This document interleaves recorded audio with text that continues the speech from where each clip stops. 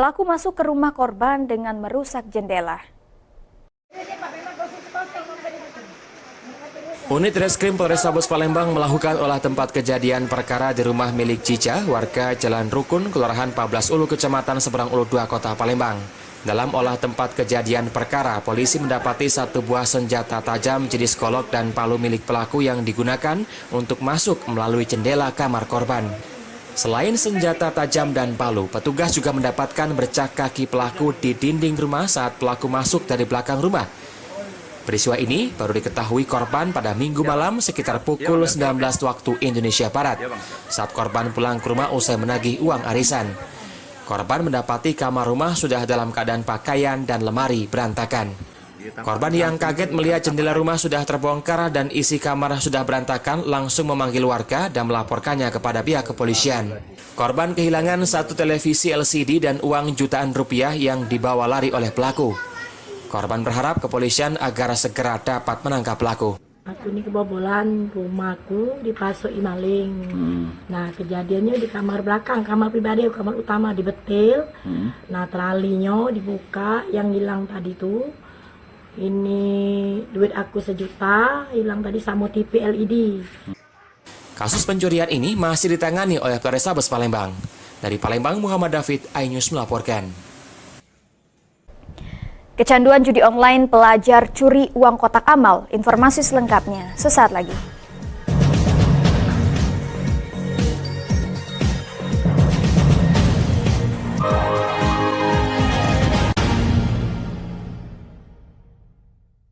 Ini berita ekonomi. Baru dan berbeda dari berita lainnya. Saya Syahna Suartono, This Update di iNews.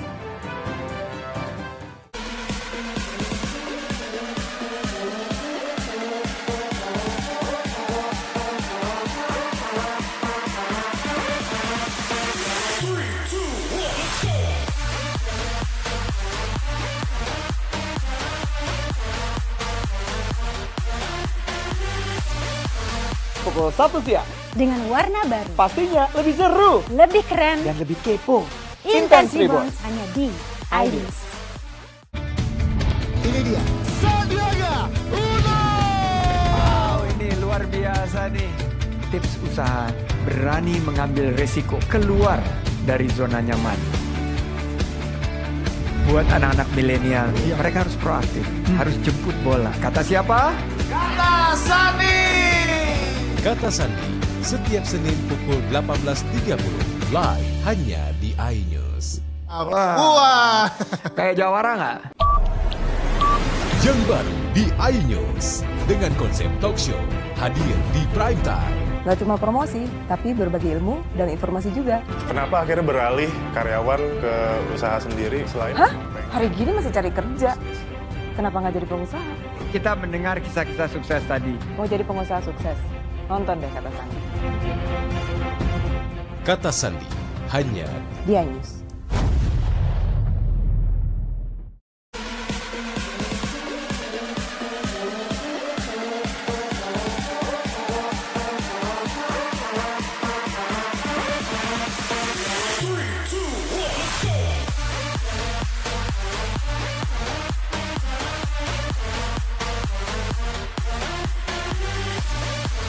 Pukul 1 siang. Dengan warna baru, Pastinya lebih seru lebih keren, dan lebih kepo. Intense Intense Reborn Reborn hanya di iNews. Selamat malam pemirsa. Bapak sadar nggak menggantikan seorang menteri yang sangat populer? Ahmad Saroni mengatakan waktu saya gembel dulu. Seberapa gembel sih Anda dulu? Di Wuhan, apakah melakukan vaksin yang sama, Pak? Benih lobster. Yang sebelumnya dilarang untuk ditangkap sekalipun. Jangan jadi pejabat untuk jadi orang kaya. Salam inspirasi. After Hours with Helmi Yahya, setiap Jumat pukul 18.30, live hanya di iNews. Call Me Mel hadir kembali. Ini bagus banget loh. Kita lanjutin perjalanan kita. Lebih seru dan lebih heboh. Ih, Kenta lu imut banget sih, gak ada Tyson, gue bawa pulang lo. Bukan aku yang milih, kan mereka yang milih aku. Halu. Maafin bucinnya. I love you Indonesia. Call Me Mel, setiap Senin dan Selasa pukul 20.15 hanya di iNews. Ini dia. Sandiaga Uno. Wow, ini luar biasa nih. Tips usaha, berani mengambil resiko, keluar dari zona nyaman. Buat anak-anak milenial, mereka harus proaktif, harus jemput bola. Kata siapa? Kata Sandi. Kata Sandi, setiap Senin pukul 18.30 live hanya di iNews. Wah. Kayak jawara nggak? Yang baru di iNews dengan konsep talk show hadir di prime time. Gak cuma promosi, tapi berbagi ilmu dan informasi juga. Kenapa akhirnya beralih karyawan ke usaha sendiri selain? Hah? Hari gini masih cari kerja. Kenapa nggak jadi pengusaha? Kita mendengar kisah-kisah sukses tadi. Mau jadi pengusaha sukses? Nonton deh Kata Sandi. Kata Sandi, hanya Di iNews.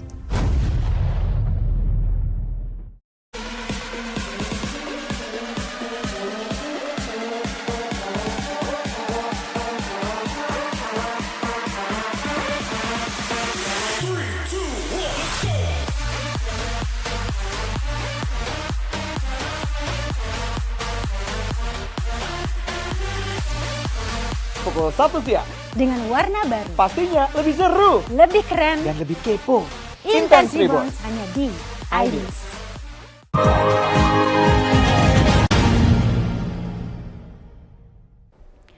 Pemirsa butuh uang untuk mengisi saldo akun judi online. Seorang pelajar di Kabupaten Muara Enim nekat melancarkan aksinya mencuri uang kotak amal masjid. Aksi pelaku ini sempat terekam CCTV dan viral di media sosial. Dengan sigap petugas Polres yang mengetahui hal tersebut langsung bergerak cepat mencari pelaku dan melakukan penangkapan terhadap pelaku. Perilaku pencongkelan kotak amal ternyata bukan baru kali ini dilakukan oleh pelaku. Dari informasi pada tahun lalu, pelaku juga pernah melakukan hal yang sama. Namun, oleh pihak masjid kejadian tersebut didamaikan secara kekeluargaan dan pelaku bersedia mengembalikan uang yang dicurinya. Namun untuk kali ini, peristiwa harus ditindaklanjuti karena sudah viral di media sosial dan pelaku harus menanggung akibatnya. Dari pengakuan pelaku, dirinya bertindak sendiri dan hanya mendapat uang sebesar Rp65.000. Niat ini juga sudah direncanakan seminggu sebelumnya dan uang yang didapat hanya untuk bersenang-senang. Kami mengetahui hal ini atas beredarnya suatu postingan yang ada di media sosial. Akan ada aksi pencurian di masjid dengan mengambil uang dalam kotak amal. Dengan perbuatannya, pelaku dijerat pasal 363 ayat 1 ke 5 KUHP dengan ancaman pidana. Namun dari pernyataan pengurus masjid yang melaporkan kejadian, uang yang hilang sebesar Rp1 juta. Meskipun nilainya tidak bisa dipastikan, namun tindakan pelaku jelas tidak bisa dibenarkan dan pelaku menyesal atas perbuatannya. Sudah seminggu. Kok dikit? Sudah seminggu yang lalu kamu merencanakan aksi ini? Iya. Apa alasan kamu mengambil kotak amal di masjid? Apa nggak tahu soalan? Hilaf. Terus rencananya uang ini mau kamu pakai untuk apa selain untuk game judi ini? Untuk keseharian deh. Dari Muara Enim, Edwin Sasatria, iNews melaporkan. Sementara itu, Majelis Hakim Pengadilan Negeri Kelas 1A Palembang kembali melanjutkan sidang kasus kekerasan dalam rumah tangga suami istri. Dalam sidang lanjutan ini, Majelis Hakim menolak bukti visum luka lebam terdakwa. Pengadilan Negeri Kelas 1A Palembang kembali menggelar sidang lanjutan perkara dugaan kekerasan dalam rumah tangga antara suami dan istri yang menjadi terdakwa dalam perkara ini. Dalam memberikan keterangannya secara virtual, terdakwa Gita sempat menangis karena teringat kekerasan yang dilakukan oleh suaminya. Terdakwa yang mergoki suaminya video call dengan perempuan lain langsung ditendang suaminya karena mencoba merebut handphone suaminya. Tak hanya itu, terdakwa juga dibanting suaminya dan diejek dengan kata-kata kasar. Terdakwa memang memelintir tangan suaminya untuk melakukan pembelaan diri. Kuasa hukum terdakwa menunjukkan hasil visum terdakwa yang mengalami luka lebam akibat dianiaya suaminya yang dikeluarkan rumah sakit pada tanggal 3 Juni 2020 lalu atau 1 bulan usai keributan terjadi pada tanggal 13 Mei 2020. Kuasa hukum juga kecewa dengan majelis hakim yang mengatakan jika keterangan terdakwa bohong. Sebenarnya kita harus bercerita lagi itu sudah mengulangi lagi peristiwa yang tidak enak yang dialami. Jadi trauma itu kembali lagi. Nah, klien kami pun menangis. Apalagi dibilang klien kami berbohong, memberikan keterangan. Kan kami tidak bohong, dia menjelaskan apa adanya. Dari Palembang, Guntur Yansah, iNews melaporkan. Demikian sajian berita kriminal dalam program Borgol hari ini. Semoga informasi tadi dapat memberikan manfaat bagi kita semua. Saya Putri Jolanda. Sampai jumpa.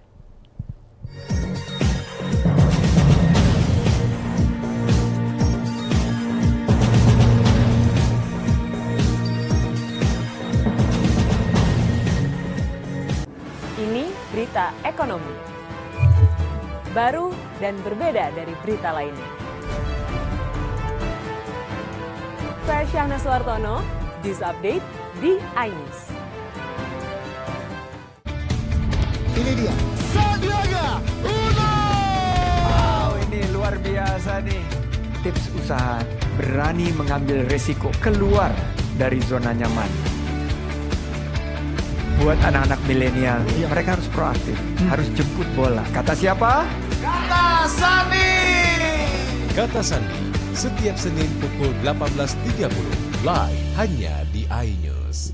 Wah! Kayak jawara nggak? Yang baru di iNews, dengan konsep talk show, hadir di prime time. Gak cuma promosi, tapi berbagi ilmu dan informasi juga. Kenapa akhirnya beralih karyawan ke usaha sendiri selain... Hah? Hari gini masih cari kerja. Kenapa nggak jadi pengusaha? Kita mendengar kisah-kisah sukses tadi. Mau jadi pengusaha sukses? Nonton deh Kata Sandi. Kata Sandi, hanya di iNews. Ini berita ekonomi. Baru dan berbeda dari berita lainnya. Saya Syahna Suartono, News Update di iNews.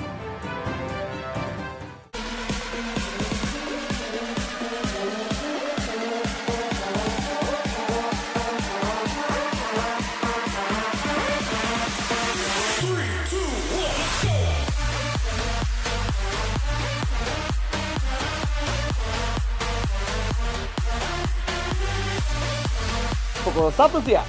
Dengan warna baru. Pastinya lebih seru. Lebih keren. Dan lebih kepo. Intense Reborn hanya di iNews.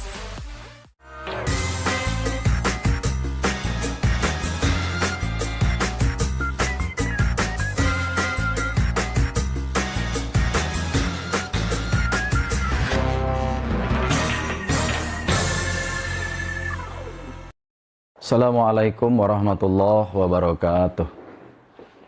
Alhamdulillahirabbil alamin wa bihi nasta'in ala umurid dunya waddin. Assalatu wassalamu ala asyrafil anbiya'i wal mursalin wa ala alihi wa sahbihi ajma'in.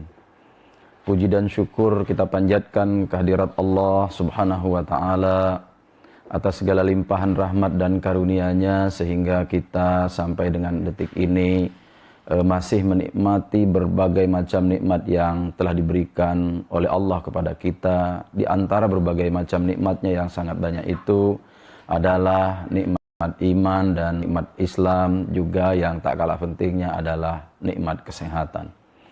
Salawat beriring salam tak henti-hentinya kita ucapkan, kita hadiahkan, kita peruntukkan kepada junjungan agung kita, Nabi besar Muhammad sallallahu alaihi wasallam.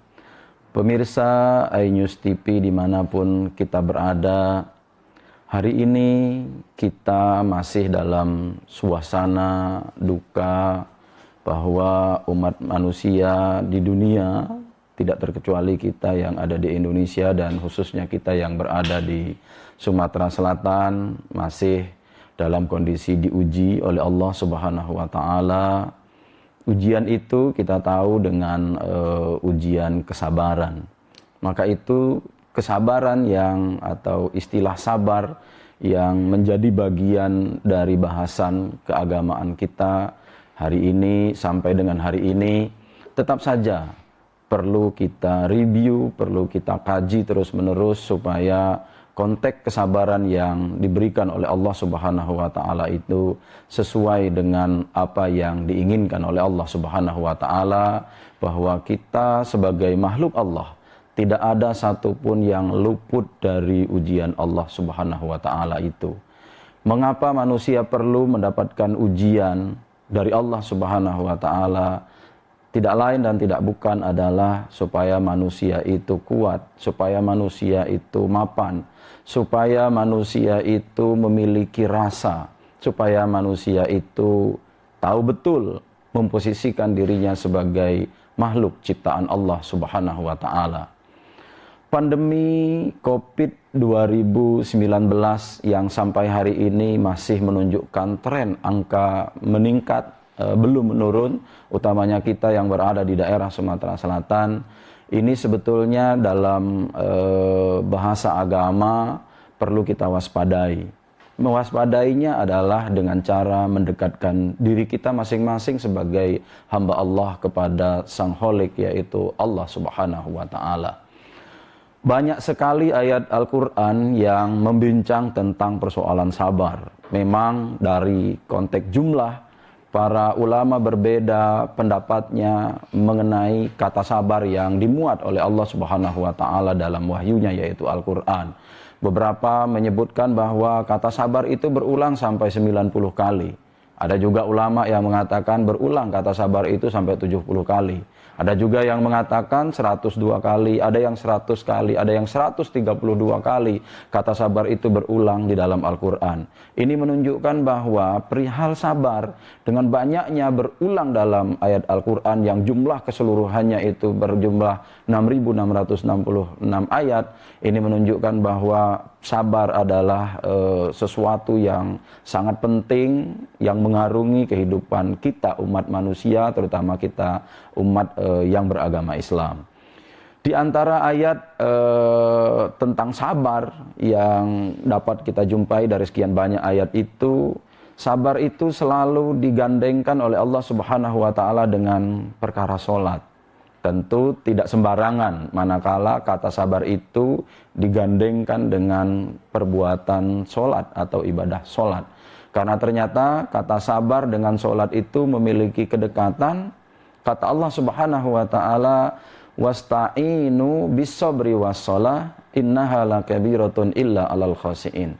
Allah Subhanahu wa taala meminta kepada kita umat manusia untuk menjadikan perkara sabar dengan perkara sholat itu sebagai pertolongan yang paling esensi.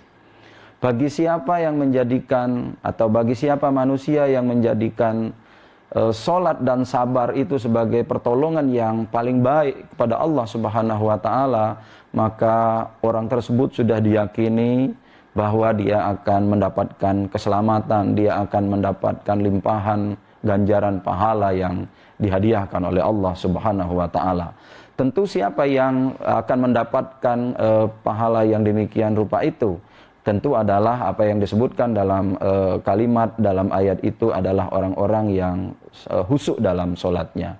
Nah, orang itu tidak akan mendapatkan khusyuk dalam sholatnya manakala di dalam hatinya terdapat perasaan-perasaan atau didominasi oleh persoalan-persoalan duniawiyah. Nah, orang yang sabar adalah orang-orang yang hubungan duniawiyahnya insya Allah sangat baik. Kalau dia hubungan duniawiyahnya dapat dia kendalikan dengan perkara sabar, maka insya Allah sholatnya itu akan tenang, akan khusyuk. Jadilah ia mendapatkan digolongkan sebagai orang-orang yang khusyuk dalam sholatnya. Ketika orang ini khusyuk dalam sholatnya, maka orang ini adalah disebut oleh Allah Subhanahu wa taala sebagai orang-orang yang beruntung. Kalau kita menjadi orang-orang yang beruntung, yang khusyuk dalam sholatnya, insya Allah akan membekas, akan berdampak kepada kehidupannya sehari-hari.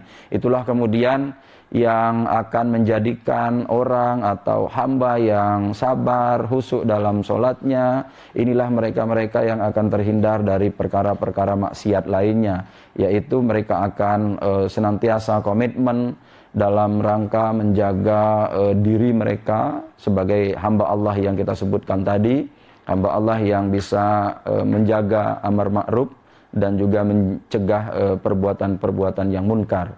Karena itu nanti sabar dan sholat itu bisa yang menjadikan orang-orang yang menjadikan sabar dengan sholat itu dalam kehidupannya sehari-hari bisa menolongnya dari bukan hanya di dunia saja tetapi kelak akan berimplikasi di kehidupan akhirat yang akan datang.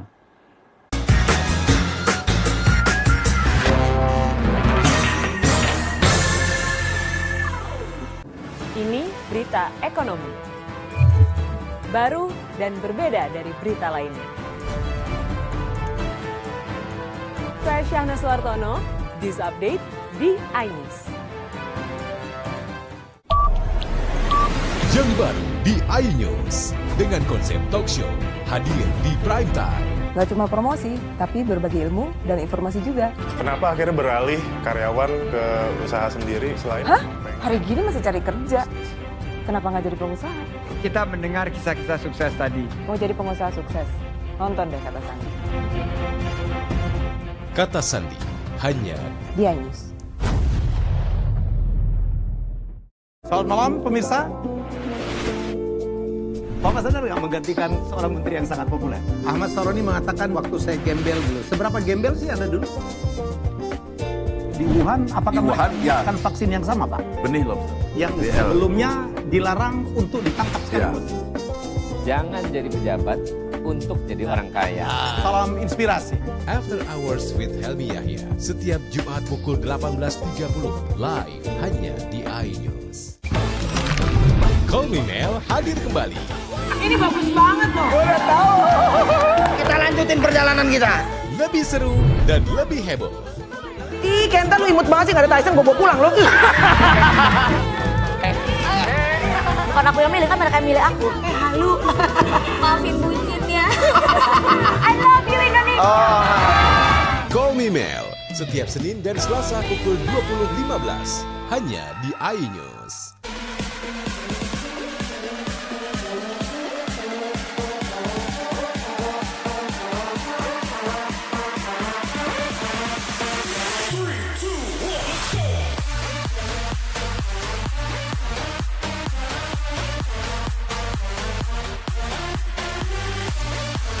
Pukul 1 siang. Dengan warna baru. Pastinya lebih seru. Lebih keren. Dan lebih kepo.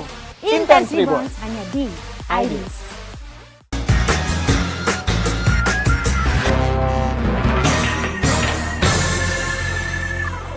Pun kita berada, ternyata ada banyak cerita yang bisa kita ambil iktibar tentang perkara orang-orang yang sabar. Ada banyak contoh yang bisa kita pelajari dari peristiwa umat masa lalu, bahwa orang-orang sabar itulah yang akan menuai keberuntungan. Orang-orang yang selalu menggandengkan sabar dengan pendekatan yang luar biasa kepada Allah itulah lalu kemudian yang Allah Subhanahu wa taala akan bantu dia dengan cara apapun sehingga nanti orang yang sabar itu bisa menuai kesuksesan. Di antara banyak contoh orang yang telah mempraktikkan bagaimana sabar itu ada dalam hidupnya sehari-hari. Misalnya dalam Qasasul Quran ada dikisahkan bahwa salah seorang hamba Allah yang arif, yang bijaksana, yang taat kepada Allah Subhanahu wa taala, di mana dalam kehidupannya sehari-hari dia hanya hidup berdua dengan ibunya, yang ibunya ini dalam kondisi lumpuh, kondisi ibunya buta.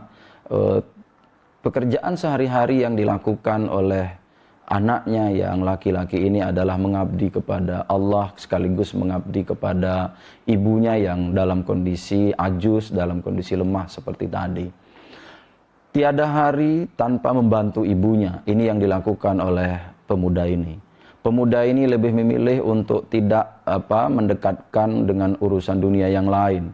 Dia hanya mengurusi ibunya dari mulai bangun tidur sampai nanti tidur lagi. Pemuda ini lalu kemudian hanya memperhatikan apa yang menjadi kebutuhan ibunya. Ketika ibunya mendekatkan diri kepada Allah, maka segala sesuatunya difasilitasi oleh anak lelakinya ini. Sehingga kisah ini meskipun jauh pada masa Nabi Ibrahim, akan tetapi kemudian ini bisa kisah ini sampai nanti ketemu dengan masa Sulaiman. Kisah yang seperti ini memang juga cukup panjang. Bahwa bagaimana kemudian pemuda ini mengabdi kepada ibunya yang dalam kondisi sangat lemah tadi, lalu kemudian melihat keikhlasan yang ditunjukkan oleh anak laki-lakinya ini, maka ibunya itu kemudian berdoa kepada Allah Subhanahu wa taala. Di antara doanya yang masyhur itu adalah bahwa ibunya meminta kepada Allah Subhanahu wa taala supaya dia dimatikan terlebih dahulu daripada anaknya. Dan dia berdoa sekaligus kepada Allah Subhanahu wa taala supaya anaknya ini diberikan umur panjang. Yang kedua, ibunya berdoa kalau seandainya dia telah meninggal lalu kemudian anaknya diberi umur panjang, maka dia juga berdoa dan berharap pada Allah Subhanahu wa taala supaya anaknya ini diberi umur panjang dan taat beribadah kepada Allah Subhanahu wa taala. Sampai suatu ketika sang ibu betul-betul dipanggil oleh Allah Subhanahu wa taala lebih dulu dari anaknya. Ternyata doanya diijabah oleh Allah Subhanahu wa taala. Karena ibunya telah meninggal, lalu kemudian tidak ada lagi yang diurus oleh pemuda ini, lalu kemudian pemuda ini lebih memilih meninggalkan kegiatan duniawi, lalu kemudian si pemuda ini mendekatkan diri kepada Allah, senantiasa beribadah, tidak ada hari-hari untuk dunia, yang ada adalah hari-harinya kepada Allah Subhanahu wa taala. Sampai suatu ketika keajaiban terjadi, bahwa pemuda ini sedang husuk-husuknya dalam ibadah, lalu kemudian ada keajaiban yang diberikan oleh Allah Subhanahu wa taala, bahwa doa seorang ibu diijabah oleh Allah Subhanahu wa taala karena kesabaran yang telah ditunjukkan oleh anak laki-lakinya. Lalu kemudian pemuda ini dibawa oleh suatu kekuatan yang gaib. Pemuda ini dibawa ke dalam dasar laut tanpa disadari sebetulnya oleh pemuda ini. Sehingga singkatnya pada masa Nabi Yunus Sulaiman, seakan-akan Nabi Yunus Sulaiman diperintahkan oleh Allah Subhanahu wa taala untuk pergi ke pinggir laut, lalu kemudian mempelajari apa sebetulnya yang ada di pinggir laut itu. Ketika terjaga, lalu kemudian Sulaiman mengajak seluruh pasukan manusia dan pasukan jin juga diikut sertakan oleh Sulaiman, karena Sulaiman mendapat petunjuk dari Allah Subhanahu wa taala untuk pergi ke tepian laut, ke pinggir pantai. Begitu di pinggir pantai bersama pasukannya yang sangat banyak itu, lalu kemudian Sulaiman sepertinya tidak mendapatkan apa-apa. Tetapi apa kemudian yang terjadi? Sulaiman memerintahkan kepada pasukannya yang kita sebutkan tadi dari golongan manusia dan golongan jin, untuk siapa yang mampu menjawab misteri atau keinginan oleh Allah Subhanahu wa taala itu tadi. Lalu makhluk yang pertama mengangkat tangannya, yaitu adalah makhluk jin yang bernama, kita kenal sekarang dengan makhluk jin yang bernama Ifrit. Ifrit kemudian meminta izin kepada Nabi Sulaiman untuk menyelam ke dasar laut, mencari apa yang sebetulnya ingin diajarkan oleh Allah Subhanahu wa taala kepada Sulaiman dan pasukannya. Lalu kemudian Ifrit ini menyelam ke dasar laut. Lama sekali dia menyelam. Ketika timbul, dia lapor kepada Sulaiman bahwa dia tidak mendapatkan apa-apa. Lalu kemudian Sulaiman menawarkan siapa lagi yang mau menyelam, mencari misteri apa sebetulnya yang dihadiahkan ini oleh Allah Subhanahu wa taala. Lalu masih dari golongan jin yang kedua menyelam lagi ke dasar laut, mereka tidak juga mendapatkan apa-apa. Sampai kemudian ada seorang pemuda yang selalu beribadah kepada Allah Subhanahu wa taala. Pemuda ini dekat dengan Sulaiman. Pemuda ini adalah pemuda yang dikenal baik dalam kehidupannya sehari-hari. Yang kita kemudian kenal pemuda ini dengan nama Asib bin Barhiyah. Asib bin Barhiyah kemudian minta izin kepada Nabi Sulaiman, "Wahai Nabi Allah, kalau tadi golongan jin menyelam, jin yang pertama, jin yang kedua menyelam, mengitari dasar laut, lalu kemudian mereka menyerah, tidak mendapatkan apa-apa. Maka kali ini kami dari golongan manusia Saya akan menyelam ke dasar laut untuk melihat sebetulnya apa yang diwahyukan oleh Allah Subhanahu wa taala kepada Nabi Yunus Sulaiman. Lalu kemudian pemuda ini yang bernama Asib bin Barhiyah tadi menyelam ke dasar laut. Lalu dia cari apa yang ada di dalam lautan itu, tidak mendapatkan apa-apa awalnya. Lalu kemudian dia sampai suatu tempat di dasar laut. Ternyata di laut itu ada jurang, ada palung ya. Di dalam palung itu dia menemukan sebuah benda.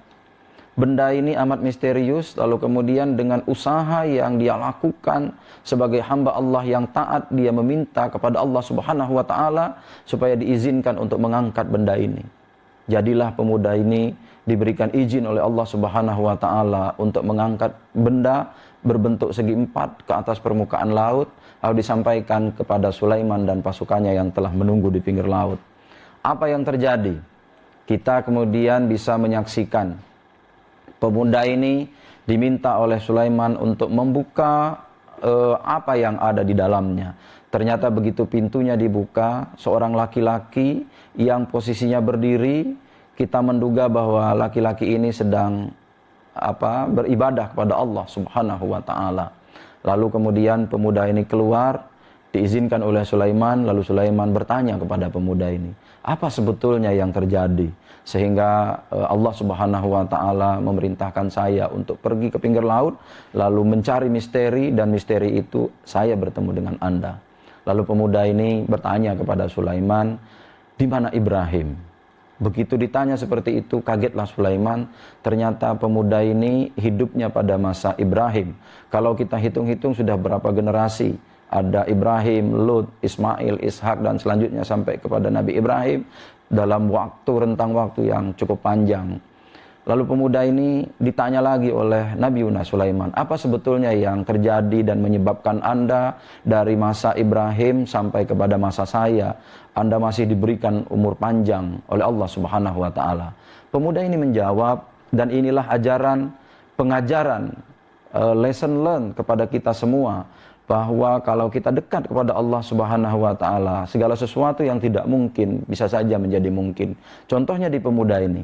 Pemuda ini yang ketika kondisinya kita ceritakan seperti tadi, masih seperti sedia kala, belum menua usianya, tampak fisiknya masih sehat-sehat saja. Lalu pemuda ini bercerita kepada Sulaiman bahwa sungguhnya saya ketika pada masa Nabi Ibrahim itu hidup hanya 2 orang saja, saya dan ibu saya. Kondisi ibu saya yang sudah sangat lemah itu, lalu kemudian saya mengabdi kepada ibu saya, lalu kemudian tidak ada pekerjaan lain. Dengan sabar saya merawat ibu saya sampai akhirnya ibu saya meninggal. Tetapi memang ada doanya itu hanya 2 saja, yaitu bahwa saya diberikan umur panjang dan taat atau beribadah kepada Allah Subhanahu wa taala. Barangkali itu yang bisa mempertemukan saya dengan Tuhan, karena Tuhan Sulaiman bisa bertemu dengan saya dalam hal-hal kondisi yang seperti ini. Sampai kemudian singkat ceritanya Sulaiman menawarkan kepada pemuda ini supaya pemuda ini ditawarkan untuk memilih untuk hidup bersama Sulaiman atau hidup kembali seperti sedia kala. Pemuda ini memilih untuk hidup seperti sedia kala. Lalu diperintahkan oleh Sulaiman kepada Asib bin Barhiyah untuk membawa pemuda ini ke palung laut seperti semula. Jadilah pemuda ini, barangkali sampai sekarang pemuda ini masih diberikan izin oleh Allah Subhanahu wa taala umur panjang dan hidup dalam kondisi yang seperti ini. Ini iktibar untuk kita, kalau kita sabar dalam hal apapun, sekecil apapun, persoalan-persoalan sabar ini adalah persoalan yang menurut hemat kita perlu kita pelajari lebih jauh. Sabar dan sholat menurut hemat kita adalah sesuatu yang bukan sesuatu yang biasa.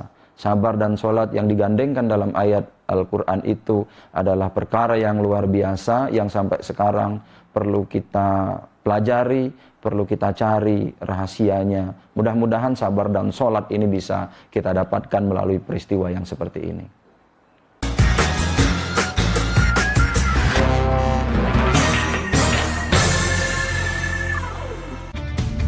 Ini dia, Sandiaga Uno! Wow, ini luar biasa nih. Tips usaha berani mengambil resiko keluar dari zona nyaman. Buat anak-anak milenial, mereka harus proaktif, harus jemput bola. Kata siapa? Kata Sandi. Kata Sandi, setiap Senin pukul 18.30, live hanya di iNews. Wah, kayak jawara nggak? Yang baru di iNews, dengan konsep talk show, hadir di prime time. Gak cuma promosi, tapi berbagi ilmu dan informasi juga. Kenapa akhirnya beralih karyawan ke usaha sendiri selain... Hah? Hari gini masih cari kerja. Kenapa nggak jadi pengusaha? Kita mendengar kisah-kisah sukses tadi. Mau jadi pengusaha sukses? Nonton deh Kata Sandi. Kata Sandi, hanya di iNews. Selamat malam pemirsa. Bapak sadar nggak menggantikan seorang menteri yang sangat populer? Ahmad Saroni mengatakan waktu saya gembel dulu. Seberapa gembel sih Anda dulu? Di Wuhan, apakah melakukan vaksin yang sama, Pak? Benih lobster. Yang sebelumnya dilarang untuk ditangkap sekalipun. Jangan jadi pejabat untuk jadi orang kaya. Salam inspirasi. After Hours with Helmi Yahya, setiap Jumat pukul 18.30, live hanya di iNews. Call Me Mel hadir kembali. Ini bagus banget loh. Udah tahu. Kita lanjutin perjalanan kita. Lebih seru dan lebih heboh. Ih, Kenta lu imut banget sih, gak ada Tyson, gue bawa pulang lo. Bukan aku yang milih, kan mereka yang milih aku. Halu. Maafin bucinnya. I love you Indonesia. Call Me Mel, setiap Senin dan Selasa pukul 20.15, hanya di iNews. Ini dia, Sandiaga Uno. Wow, ini luar biasa nih. Tips usaha, berani mengambil resiko keluar dari zona nyaman. Buat anak-anak milenial, mereka harus proaktif, harus jemput bola. Kata siapa? Kata Sandi. Kata Sandi, setiap Senin pukul 18.30, live hanya di iNews. Wah, kayak jawara nggak?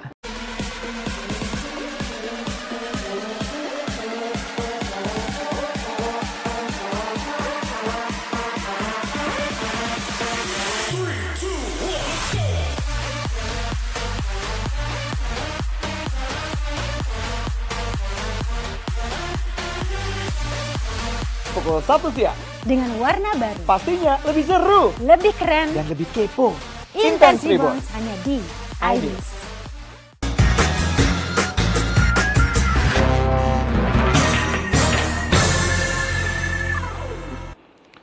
Perkara sabar dalam kondisi pandemi seperti sekarang ini adalah sesuatu yang sangat niscaya. Tidak ada kata lain, tidak ada istilah lain menurut hemat saya. Sabar harus diimplementasikan dalam kehidupan kita, apalagi dalam kondisi kita sekarang ini. Apa yang sudah dilakukan oleh pemerintah menurut hemat kita luar biasa.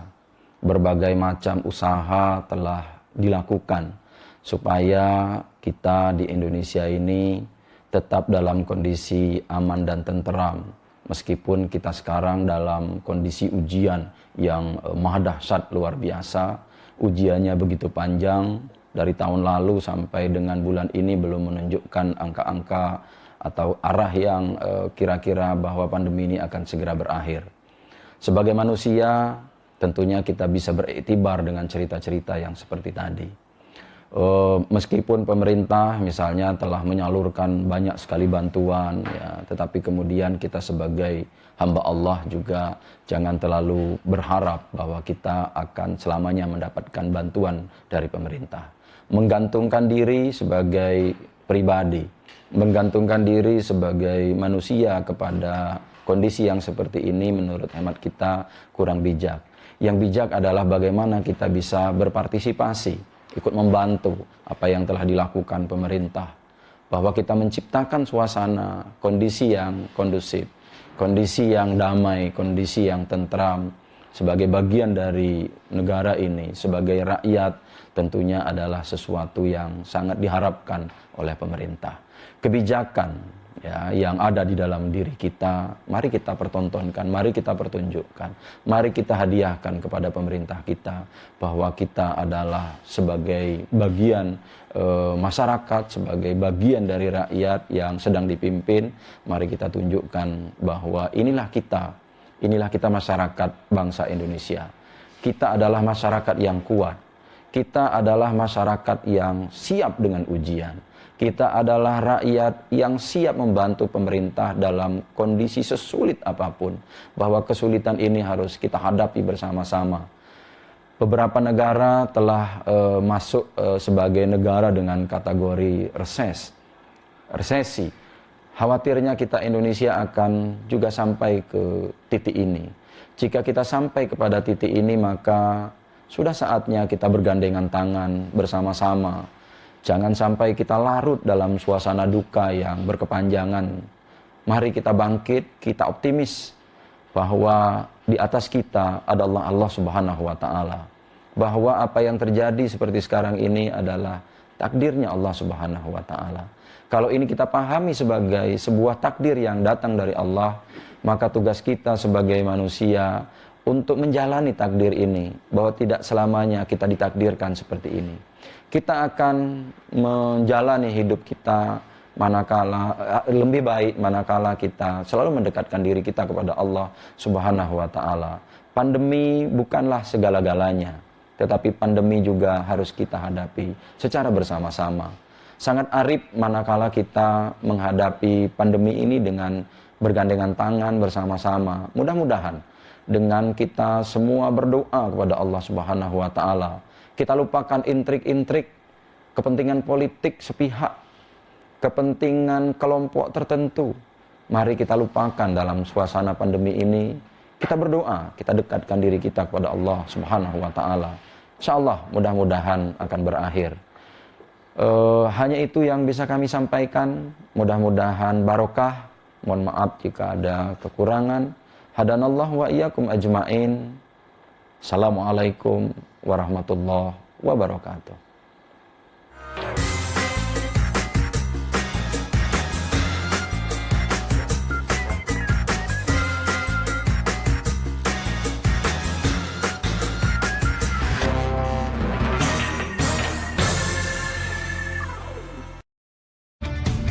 Ini dia, Sandiaga Uno. Wow, ini luar biasa nih. Tips usaha, berani mengambil resiko, keluar dari zona nyaman. Buat anak-anak milenial, mereka harus proaktif, harus jemput bola. Kata siapa? Kata Sandi. Kata Sandi, setiap Senin pukul 18.30, live hanya di iNews. Wah, kayak jawara nggak? Ini berita ekonomi. Baru dan berbeda dari berita lainnya. Saya Syahna Suartono, News Update di iNews.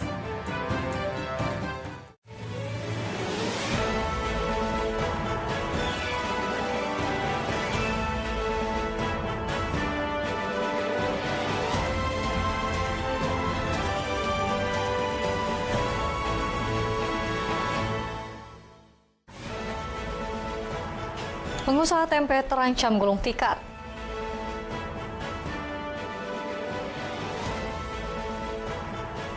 Meski terus dikritik, dukungan terhadap KPK terus bermunculan.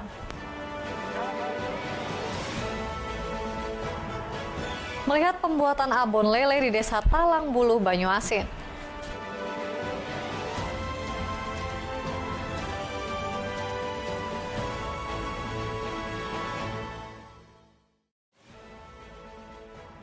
Selamat pagi pemirsa, apa kabar Anda hari ini? 3 liputan utama tadi mengawali perjumpaan kita pada hari ini. Masih banyak informasi lainnya yang telah kami siapkan untuk Anda bersama saya Felicia. Inilah iNews Sumsel selengkapnya.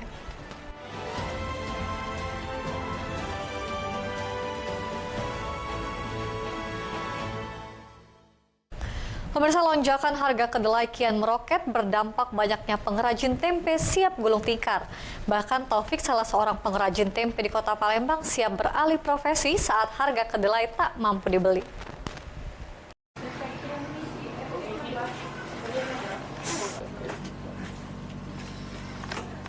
Ketidakstabilan harga komoditi pasar akibat pandemi COVID-19 yang hingga saat ini belum juga berakhir berdampak ke sektor usaha kecil menengah. Salah satunya pembuatan tempe yang sangat terdampak akibat lonjakan kedelai lantaran saat ini mencapai Rp11.200 per kilogramnya. Muhammad Taufik, salah satu pemilik usaha pembuat tempe di Lorong Asia, Kelurahan Pelaju Ulu, Kecamatan Pelaju, Kota Palembang, mengatakan harus berjuang di tengah masa-masa sulit akibat wabah COVID-19 yang hingga saat ini belum juga usai. Industri tempe di sekitar tempat tinggalnya telah banyak yang gulung tikar, bahkan dirinya pun harus merumahkan karyawan dan mengurangi sedikit ukuran tempe untuk mensiasati agar tidak terlalu merugi. Terus kalau misalnya kacang kedelai semakin melambung, 11 lebih atau sampai 12.000, terpaksalah yang mengrajin tempe ini kebanyakan gulung tikar. Pasti itu. Sebab harga tempe masyarakat ini, konsumen atau itu tidak mau dinaikkan. Barang harga tempe maunya seperti itulah, misalnya 3.000 terus kita kecili, mereka protes yang pembeli. Lonjakan harga kedelai yang sangat signifikan, tingginya harga kedelai disinyalir adanya kenaikan transportasi internasional yang diimpor langsung dari Amerika. Bahkan jika harga kedelai terus meroket, dirinya mengaku siap gulung tikar dan mencoba alih profesi dari pekerjaan yang ia geluti sejak puluhan tahun. Dari Palembang, Erwin Setiawan, iNews melaporkan. Polemik 75 pegawai KPK yang saat ini tak lulus tes wawasan kebangsaan hingga saat ini menjadi perbincangan. Sementara itu, dukungan kepada KPK muncul dari LSM Masyarakat Miskin Kota, meminta KPK yang saat ini bekerja seperti semula.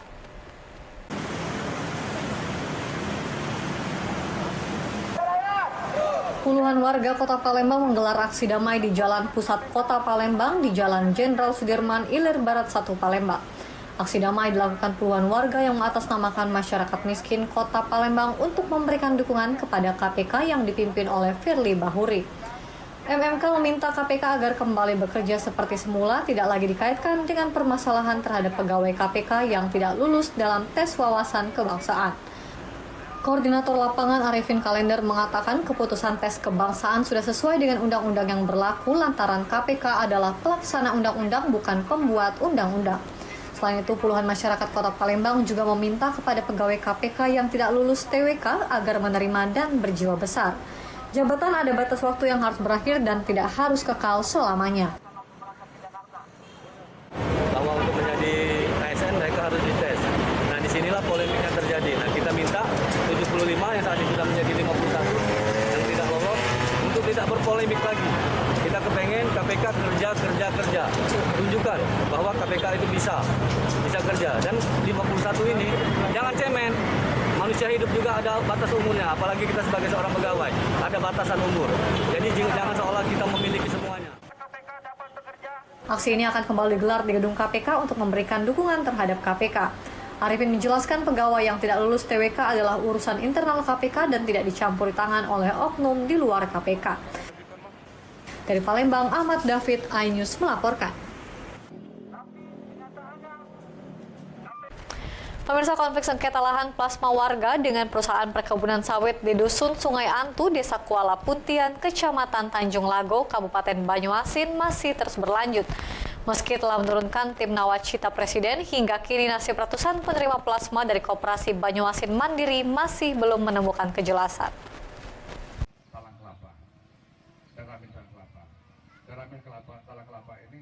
Di hadapan Dinas Koperasi Perdagangan dan UMKM Banyuasin dan Ramil Talang Kelapa dan Kepala Desa setempat, pengurus Koperasi Banyuasin Mandiri, warga meminta agar pemerintah dapat mengambil langkah konkret dalam menyelesaikan permasalahan sengketa lahan plasma masyarakat dengan perusahaan perkebunan kelapa sawit PT Cipta Lestari Sawit. Konflik sengketa lahan dan penerima plasma masyarakat terjadi akibat adanya dualisme koperasi yang ada di Dusun Sungai Antu, Desa Kuala Puntian, Kecamatan Tanjung Lago. Penerima plasma yang awalnya diberikan kepada Koperasi Banyuasin Mandiri justru diterima oleh Koperasi Tata Sukarasa dari perusahaan perkebunan kelapa sawit tersebut. Sementara itu, Dinas Koperindak dan UMKM Banyuasin meminta dalam momen rapat anggota tahunan tahun buku 2020 agar pengurus Koperasi Banyuasin Mandiri melengkapi data keanggotaan sehingga nantinya dapat dilakukan verifikasi oleh dinas terkait. Jadi pada intinya Koperasi Banyuasin Mandiri ini sudah kategori aktif. Secara badan hukum dia aktif, termasuk Koperasi Tata Sukarasa. Nah, sehubungan ini ada persisian tentang anggota. Nah, ini saya kira untuk Koperasi Banyuasin Mandiri segera memverifikasi anggotanya. Awal mula persoalan plasma itu dibentuk dan apa tujuan daripada pembangunan perkebunan sawit dengan pola inti plasma itu, di mana masing-masing masyarakat anggotanya mendapatkan hak plasma seluas 2 hektar, yang mana hal ini ternyata persoalannya tidak hanya menurut perusahaan yang bertindak selaku avalis bahwa hak plasma masyarakat itu sudah tidak ada lagi 2.336. Sementara itu, Kepala Desa Kuala Puntian Hayadi berharap konflik sengketa plasma masyarakat yang dinaungi oleh 2 koperasi di Dusun Sungai Antu dapat diselesaikan secara musyawarah dan seiring sejalan dalam memajukan perekonomian masyarakat di Desa Kuala Puntian. Sebijaksana mungkin kita bergerak menyikapinya seadil mungkin. Ini Pak Supati, ini kena menyangkut urusan koperasi. Kasihan nanti di suatu pihak ada yang lebih, di lain pihak ada yang kurang. Maka itu kita harus berdiri di tengah-tengah. Kalau bisa permasalahan 2 koperasi ini bisa beriring, berjalan seiring seias kata. Kalau bisa harapan kita semua. Dari Banyuasin, Muhammad Riza Palevi, iNews melaporkan. Fitrianti Agustinda meninjau permasalahan banjir di Kecamatan Kemuning. Informasi selengkapnya sesaat lagi.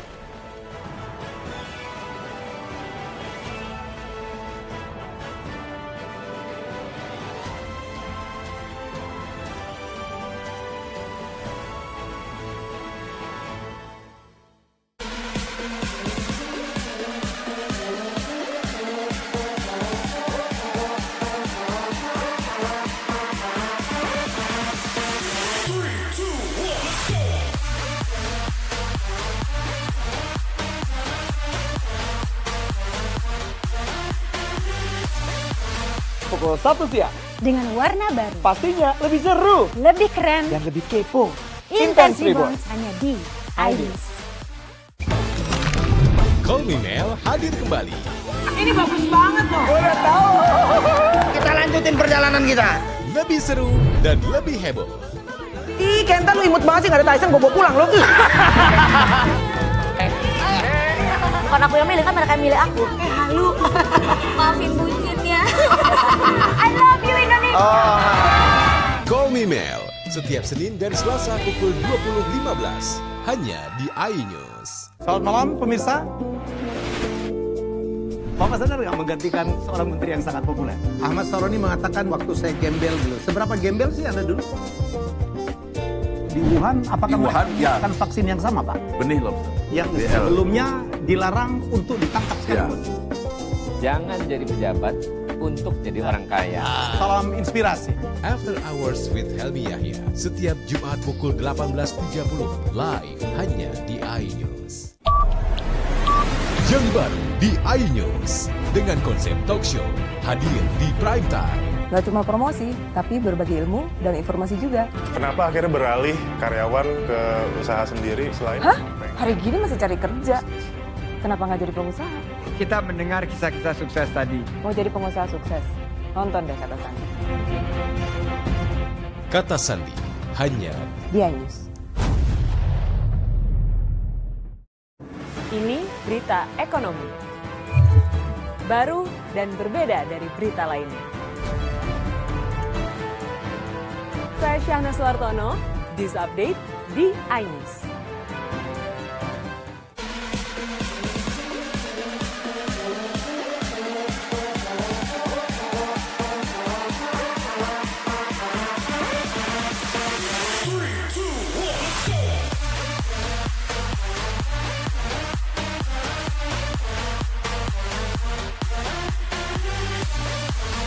pukul 1 siang. Dengan warna baru. Pastinya lebih seru. Lebih keren. Dan lebih kepo. Intense Reborn hanya di iNews. Call Me Mel hadir kembali. Ini bagus banget loh. Udah tahu. Kita lanjutin perjalanan kita. Lebih seru dan lebih heboh. Ih, Kenta lu imut banget sih, gak ada Tyson, gue bawa pulang lo. Bukan aku yang milih, kan mereka yang milih aku. Halu. Maafin bucin ya.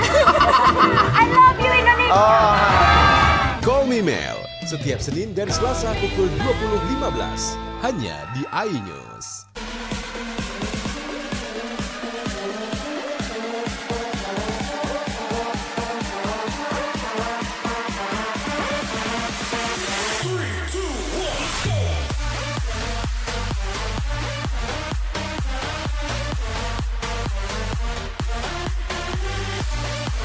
Pukul 1 siang. Dengan warna baru. Pastinya lebih seru. Lebih keren. Dan lebih kepo. Intense Reborn hanya di iNews.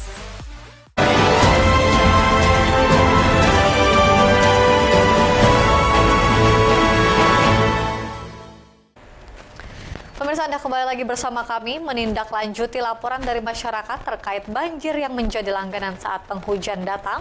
Orang nomor 2 di Kota Palembang, Fitrianti Agustinda, meninjau langsung dan mencarikan solusi terkait permasalahan banjir yang terjadi di Kecamatan Kemuning.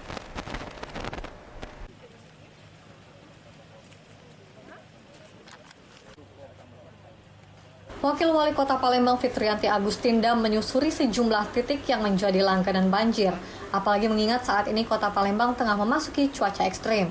Di lokasi pertama di Jalan Madang Lorong Damai, Kecamatan Kemuning, ditemukan pemicu banjir di kawasan ini, yakni terputusnya saluran drainase akibat belum mendapatkan kesepakatan dengan warga yang harus menghibahkan tanahnya untuk dibuat saluran. Sedangkan untuk di lokasi kedua, di Jalan Pipareja, Kecamatan Kemuning, didapatkan pemicunya akibat sedimentasi serta penyempitan saluran dan adanya bangunan liar di atas saluran. Pemerintah Kota Palembang siap membongkar bangunan yang berdiri di atas saluran, serta akan melaksanakan normalisasi kolam retensi. Kedua kawasan tersebut merupakan cekungan sehingga tempat bermuaranya air dari dataran yang lebih tinggi. Evaluasi yang di Sekip Jaya, memang ada lahan warga yang memang harus dalam arti diteruskan salurannya. Kita sudah komunikasi dengan Pak Camat supaya nanti dikumpulkan sehingga ada kesepakatan antara warga untuk membuat saluran itu supaya diteruskan ke saluran yang lebih besar. Yang kedua, untuk yang di Pipareja, kita akan melaksanakan kegiatan normalisasi kolam retensi sehingga kawasan ini nanti pada saat banjir, kolam retensi itu betul-betul bisa dalam arti berjalan ya, bisa menampung jumlah debit air lebih banyak sehingga kawasan. Sudah berapa lama nih banjir? Selama-lamanya. Udah puluhan tahun. Iya. Oh, sudah pernah ada apa tindakan dari pemerintah nggak? Belum, baru inilah Pak. Baru ini Pak datang sampai masuk biawak rumah Pak. Jadi kalaupun paling tingginya itu semak mana tuh Pak? Naik tinggi nih. Tinggi. Iya, kalau keluar kita sepinggang. Warga mengaku puluhan tahun merasakan banjir saat penghujan datang, bahkan ketinggian banjir mencapai 1 meter. Warga berharap agar pemerintah segera mencarikan solusi terkait permasalahan banjir ini. Dari Palembang, Erwin Setiawan, iNews melaporkan. Pemirsa, berlangsung selama 6 hari seleksi tilawah Quran dan hadis STQH ke-26 tingkat Provinsi Sumatera Selatan yang diselenggarakan di lapangan Kodim Martapura ditutup langsung oleh Wakil Gubernur Sumsel Mawardi Yahya.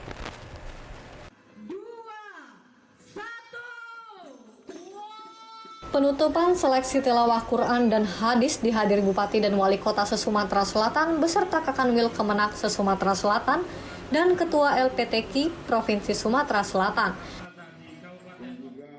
Bupati Oku Timur memberi sambutan pada malam penutupan, yang menyampaikan apresiasi dan ucapan terima kasih atas terlaksananya acara STQH dengan lancar, aman, dan sukses. Kerjasama antara pemerintah kabupaten dan kota bersama panitia, para kafilah, dan masyarakat. Jadi dengan ditunjuknya Oku Timur sebagai tuan rumah STQH itu adalah suatu anugerah buat Kabupaten Oku Timur. Dan nantinya besar harapan kami ini menjadi pintu gerbang kemuliaan yang pada intinya dapat dimuliakan oleh Allah Subhanahu wa taala, seperti itu. Bupati mengapresiasi dukungan semua pihak serta dukungan penuh masyarakat Oku Timur sehingga seleksi tilawah Quran dan hadis di Sumatera Selatan berjalan dengan tertib dan aman meski dalam masa pandemi COVID-19. Dari Oku Timur, Jen Nikolai, iNews melaporkan. Launching program 100 hari kerja Bupati dan Wakil Bupati Oku Timur di bidang kesehatan, yaitu berobat gratis dengan menggunakan KK dan KTP. Satu perawat, satu desa menjadi program unggulan Bupati Oku Timur Lanosin.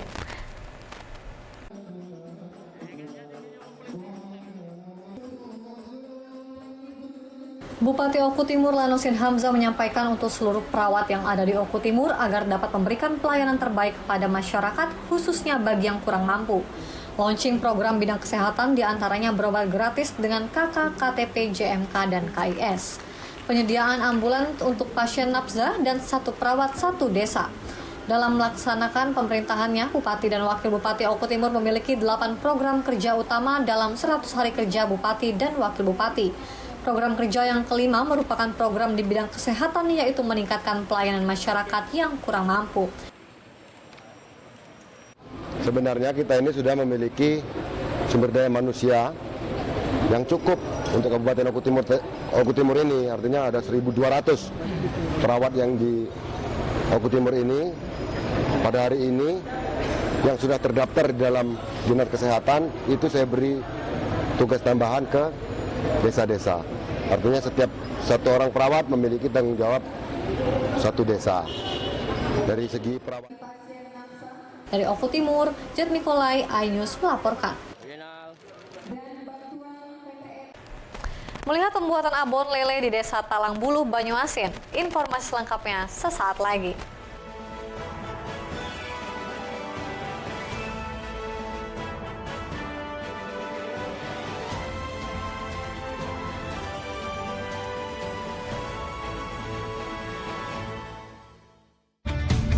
Ini dia, Sandiaga Uno. Wow, ini luar biasa nih. Tips usaha, berani mengambil resiko, keluar dari zona nyaman. Buat anak-anak milenial, mereka harus proaktif, harus jemput bola. Kata siapa? Kata Sandi. Kata Sandi, setiap Senin pukul 18.30, live hanya di iNews. Wah. Kayak jawara nggak? Selamat malam pemirsa. Bapak sadar nggak menggantikan seorang menteri yang sangat populer? Ahmad Saroni mengatakan waktu saya gembel dulu. Seberapa gembel sih Anda dulu? Di Wuhan, apakah mereka menggunakan vaksin yang sama, Pak? Benih loh. Yang sebelumnya dilarang untuk ditangkap sekalipun. Jangan jadi pejabat untuk jadi orang kaya. Salam inspirasi. After Hours with Helmi Yahya, setiap Jumat pukul 18.30, live hanya di iNews.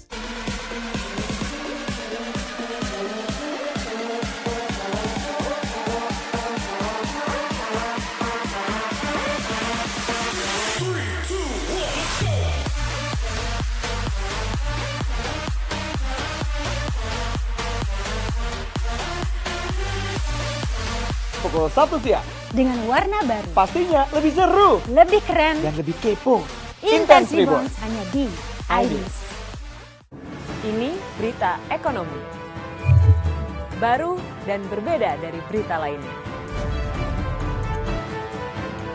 Saya Syahna Suartono, This Update di iNews. Call Me Mel hadir kembali. Ini bagus banget loh. Udah tahu. Kita lanjutin perjalanan kita. Lebih seru dan lebih heboh.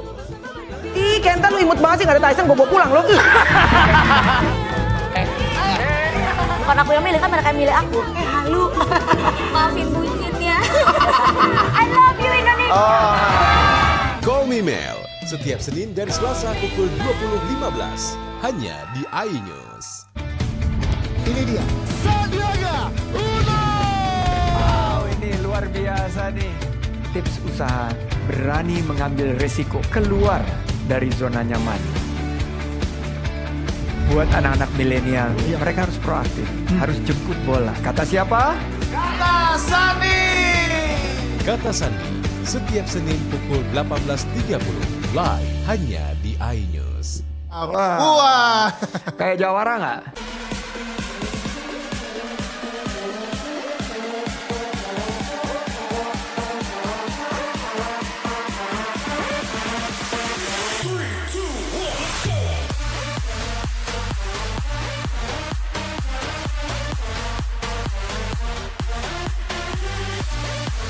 pukul 1 siang. Dengan warna baru. Pastinya lebih seru. Lebih keren. Dan lebih kepo. Intense Reborns hanya di iNews. Call Me Mel hadir kembali. Ini bagus banget loh. Udah tahu. Kita lanjutin perjalanan kita. Lebih seru dan lebih heboh. Ih, Kenta lu imut banget sih, gak ada Tyson, gue bawa pulang lo.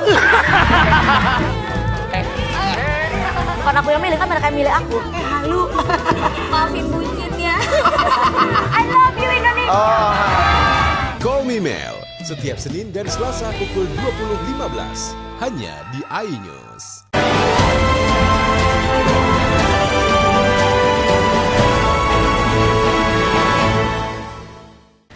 Pemirsa, terima kasih Anda masih bersama kami. Sriwijaya FC kini sedang melakukan komunikasi dengan YouTuber top Indonesia Atta Halilintar terkait pembelian saham Laskar Wongkito yang akan mengarungi kompetisi Liga 2 tahun 2021. Perkembangannya pun cukup signifikan, tinggal besaran pembagian saham kepemilikan dari manajemen dan Atta Halilintar.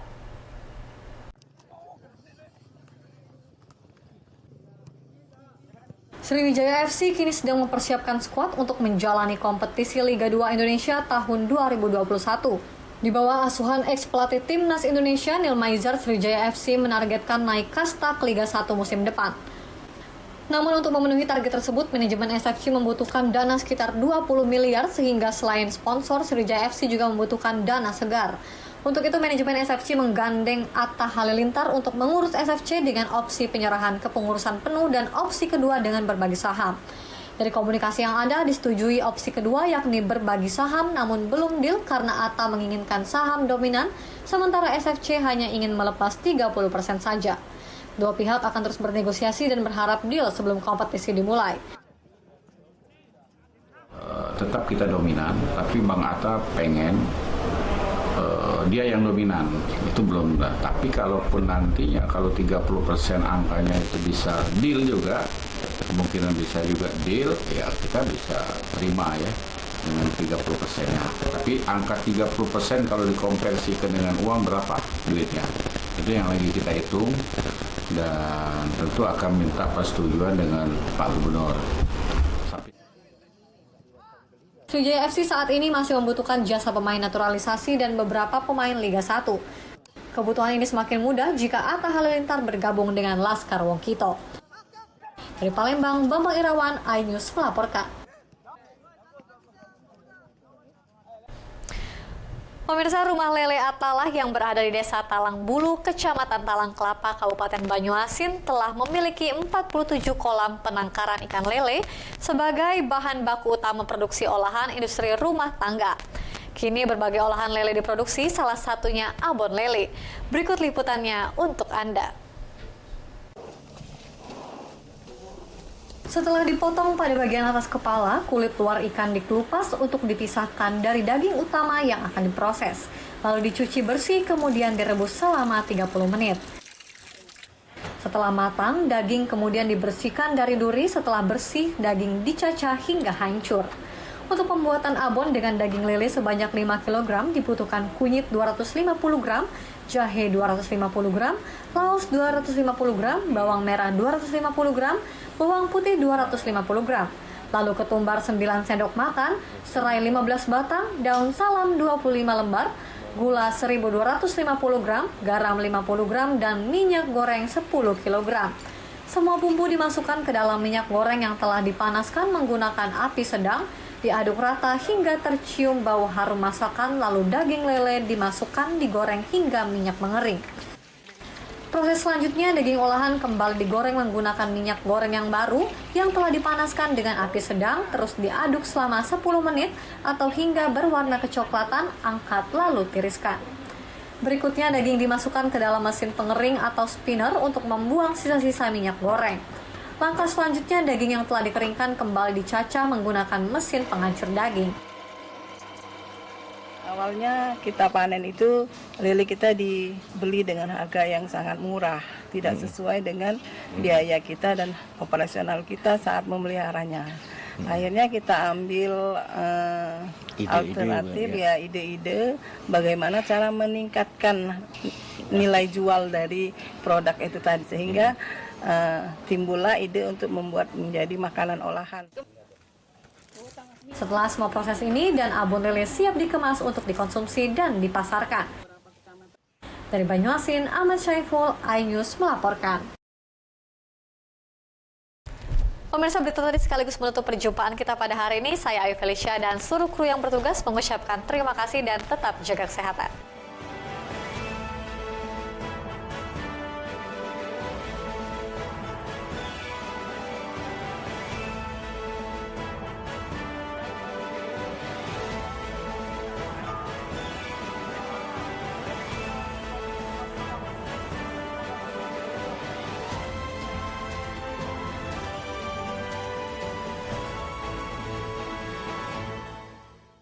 Selamat malam pemirsa. Bapak sadar nggak menggantikan seorang menteri yang sangat populer? Ahmad Saroni mengatakan waktu saya gembel dulu. Seberapa gembel sih Anda dulu? Di Wuhan, apakah mereka menggunakan vaksin yang sama, Pak? Benih loh. Yang sebelumnya dilarang untuk ditangkap sekalipun. Jangan jadi pejabat untuk jadi orang kaya. Salam inspirasi. After Hours with Helmi Yahya, setiap Jumat pukul 18.30, live hanya di iNews.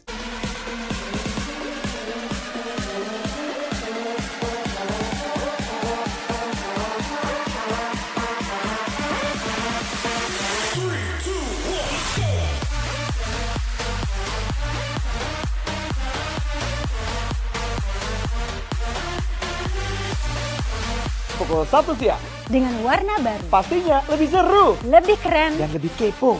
Intense Rebounds hanya di iNews.